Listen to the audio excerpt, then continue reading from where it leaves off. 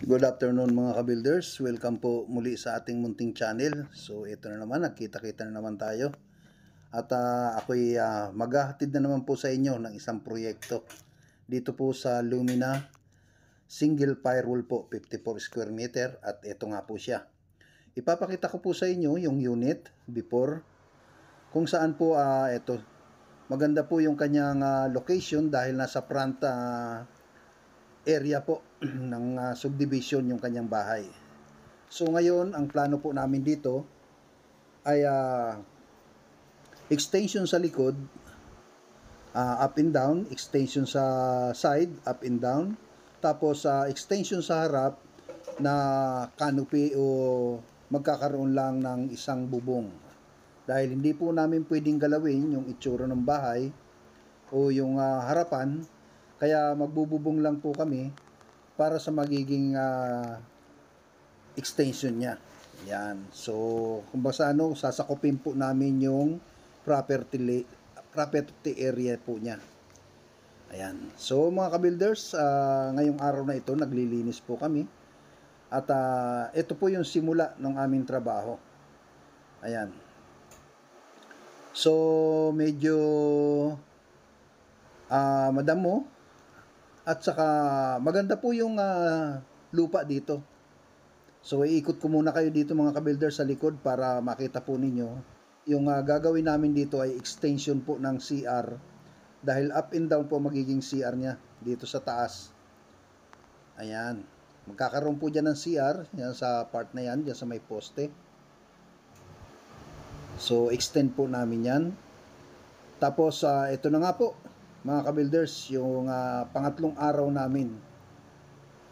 Ayan. So, nagpa-deliver na tayo ng hollow block. Halos 500 pong hollow block yan. Tapos, yung ating column o yung ating paghukay po dito ay nasa 1 meter po yan. 1 meter by 1 meter din po yung lalim. Ayan. So, ayan mga ka-builders. Tara at pasukin po natin. Ayan. So, ito po yung likod. Ayan. So, ayan mga ka-builders. Kami gumagawa na ng poste. Yung gagawin naming column. Ayan. O yung pamoste namin.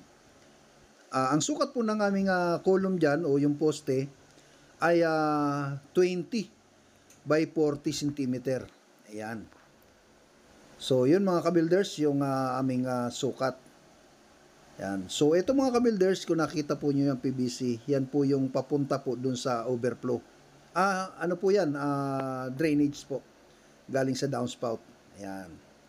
So, ito naman part mga ka-builders, sinarado po namin yung dating pintuan dito, at dito po kami sa side bubukas. So, ito po yung magiging access papunta po dun sa kusina. Ayan. So, mahirap pong tibagin dahil po ito ay precast po yung yari ni Lumina. So, kami naman po puro hollow block lang po ang gagamitin namin, asintada. So, ayan na nga po mga ka-builders. Ito yung time na kami mag-i-slab na. So, ito, may mga salon na pero kulang pa po yan. Mamaya po, dodoblehin namin yan. Ayan. Kung basta alalay lang po muna yan doon sa inilalatag namin sa taas na dahil hindi pa po dumarating yung ibang mga soaring jack.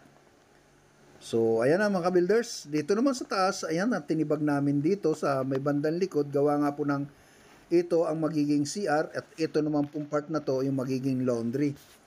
So, dito naman po sa side, yan, ito naman po yung magiging kwarto.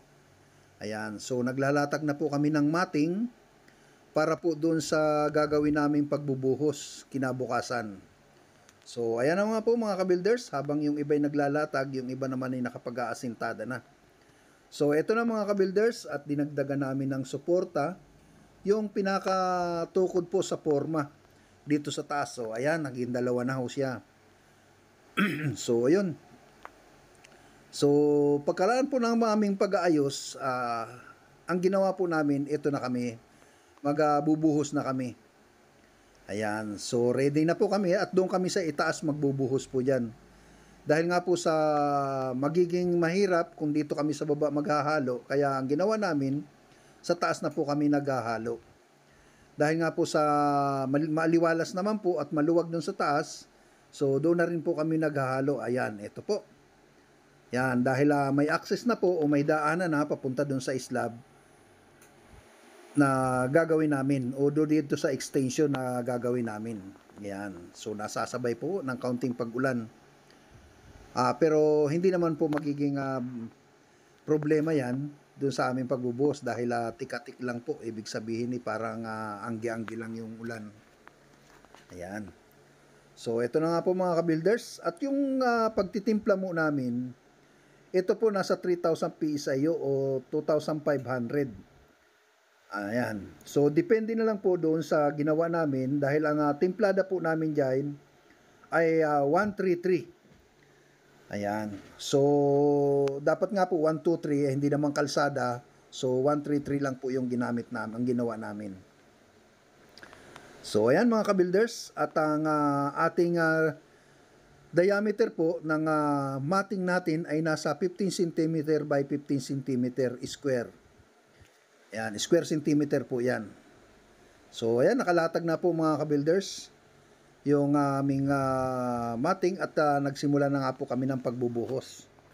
So sa tansya ko mga ka-builders, ito ay nasa 6 na halo. So halos 36 bags. So latag na po yan dahil mayroon ng biga po, may buhos na po yung beam niya na kalahati. So yung latag na lang po ng slab yung aming sinusukatan dyan. So, ang sukat po ng aming slab dito sa likod ay may 2 meters by 2 meters yung bubuhusan. Tapos sa side naman po is 2.3 meters by 11. So, yun po ang luwang nung bubuhusan namin na halos nasa 36 na bags ng simento. Ayan.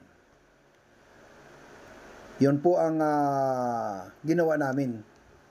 So, medyo matapang ng bahagya, pero kailangan talaga na maging ganun. Yan. So, medyo sobrahan yata sa tubig yung ginawa ng ating mga bata. Ayan. Dahil ayaw nila na maging ampaw. Yun ang diskarte. Kasi wala nga pong nagbabibrate. Walang vibrator sila na ginamit. So yun. So ito mga ka-builders, yung pagkakabuhos namin na yan, ito po hindi namin gagalawin sa loob ng 3 linggo. So wala pong aakyat dyan. So kami bababakante. So yung iba niyan mga ka-builders, habang nagpapatigas kami sa taas, dahil maluwag naman po yung pinakailalim niya, so ang iba nagpa-plastering. Ayan. At yung iba nating manggagawa, inilipat po natin doon sa ibang site na project natin. Para nang sa ganun po, makatigas po yung bandang ibabaw na yan. Ayan, yung pinaka-slab at nang hindi magkaroon ng problema o ng crack. Ayan. So, yun mga ka-builders. Ito po yung pinaka araw ng pagbubuhos namin. So, siya nga mga ka-builders, ayan, patapos na nga po. Isa shoutout ko po muna yung ating mga masugid na taga-subaybay ng ating channel. Unang-una, kay Sir Chris Buban, shoutout ako sa iyo. Maraming salamat. Kay Randy Aquino, maraming salamat, sir. Kay Asyong, na aking client dito sa Lumina. Kay kay Sir Jonathan Karate. Ayan. Thank you. Kay Ma'am Rhea Bustamante. Thank you, ma'am. Kay Ma'am Elena. Ayan. Thank you, sir. Thank you, ma'am. Ayan, ano na ako. Ayan mga ka-builders, at malapit na pong matapos. Huling halo na po ito. Ayan. So, yun mga ka-builders. At yung iba na hindi ko na may mention yung pangalan, siguro nawala kasi yung listahan ko eh. Nawawala rin sa isip ko pagka ganitong nagbablog na tayo at madalang nga tayo mag-vlog. Kaya nawawala na rin yung mga subscriber natin. So, shout out ako sa inyo mga subscriber. Patuloy lamang po kayo at bibigyan ko kayo ng isang magagandang disenyo na pwede nyong i-apply sa inyong bahay. PM nyo lang po ako kung gusto nyo ako makontak. PM nyo lang po ako. Okay mga ka-builders?